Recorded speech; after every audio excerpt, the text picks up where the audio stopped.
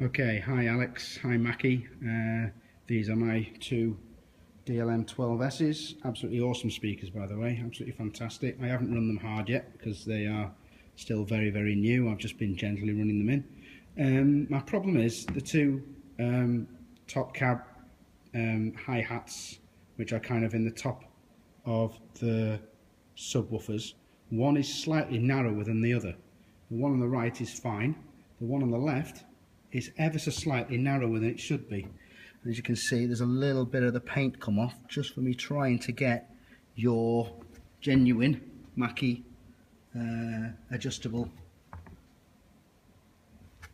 poles that came with the pack and with my DLM-12s, which are over there, one underneath the subwoofer covers. So they're very nicely packed. One thing I have noticed, the bags were sealed in the boxes, but I did notice that there is this nasty scratch on the, I don't know whether you can see that, just above my finger, there you go, but that was from the sealed bag. It's a kind of half a millimetre thick. Just seems to be a bit of something that's happened during manufacture. It definitely hasn't been put on there since. I've only had these out probably about 3 days, and they've been stored away neatly and tidily with the covers on as well. Anyway, let's get back to the issue. This hole is fantastic, and I will prove that by offering you both. Now I'll put that one up first. Put that into the hole, no problem at all. It's nice and tight, which is great, and it goes straight in. Now if I take that one down and put it to the right of the side, so you'll know we're not using the same one. That one, straight out, no problem at all. Nice and tight, straight in. Okay, so I'll take that one out, which is good, nice and tight, which is good, but not too tight. Now I'll try and put that one, same one, over into this. It just will not go in. I'm not trying to force it too much, but it just will not go in. So I was trying to get that on there for you, but it will not go in. It is fractionally too narrow, the actual opening. Now if I take that one out and put this one, there's the other one over there, which I'm going to collect now. So this is all noisy and messy, but that's the best way I can do it. So there's the first pole, second pole straight in. Won't go in the hole. Doesn't matter how much I kind of whittle it or try. And then the plastic end does get stuck in and stays in, but that won't even go in. You know, I'll just prove the point by taking the same pole, putting it straight into my second one. So realistically, all I need is another one of these hi-hat things. If I can get one of those, now they're nice and metal, nice and sturdy things, but for some reason this one is just narrow. There isn't a lip on it, and I can tell there isn't a lip there. It just seems to be that hole has just not been drilled or constructed properly. This one's coming straight out. Neither has this one got a lip on it. But that's the only problem. That's the only problem. I did actually order a set of the DLM-12s top cabinets from who was it? DV247, and I actually on a special finance deal. But then I noticed that the back panel displays of the normal cabinet, these screens here, probably dark for you to see, but they add kind of a liquid behind the screen. Now on the subs, there's absolutely nothing. But on both of my 12s, I can quickly unzip the back of one. Just bear with me a second. If I can quickly unzip the back of these and let this fall. Beautiful cases, by the way.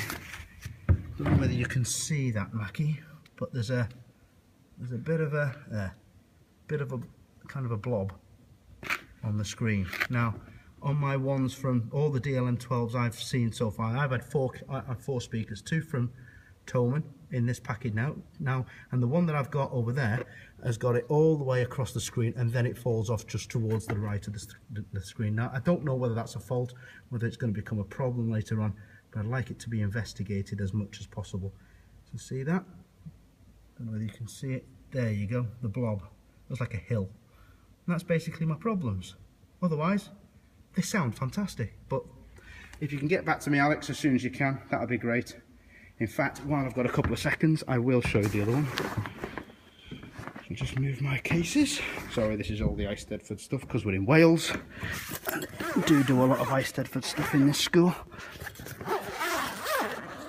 Okay, now I don't know whether you're going to be able to see this clearly, but I shall do my best to try and capture. I can't see it really.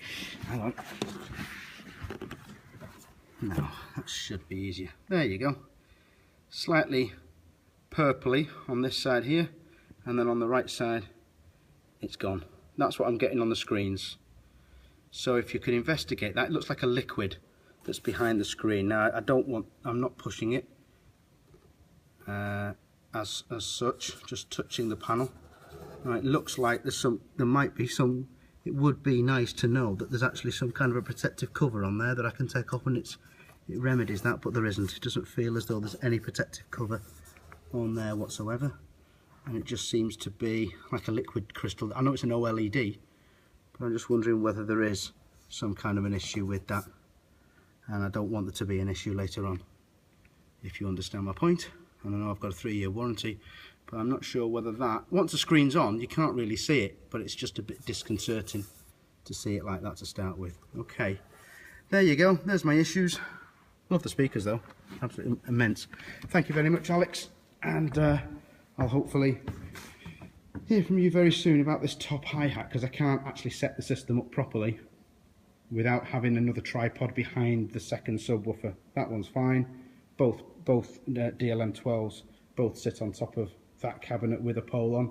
I swapped the pole over and both DLM12s fit onto that cabinet, no problem. That one, I can't even put the pole in. Okay, so fine, I'll leave you to it. Thank you very much. Bye now.